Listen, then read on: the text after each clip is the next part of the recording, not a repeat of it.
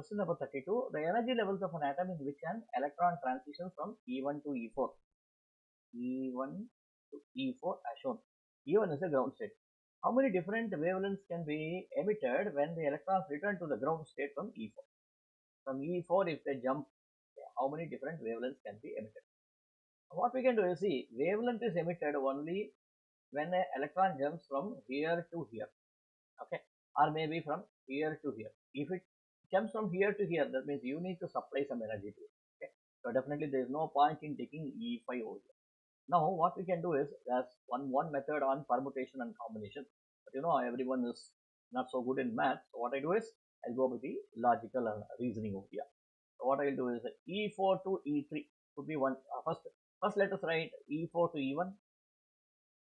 E4 to, okay, I'll write E4 to E1 first.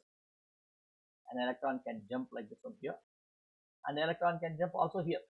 E4 to E2, then E4 to E3. This can be 3 transitions possible.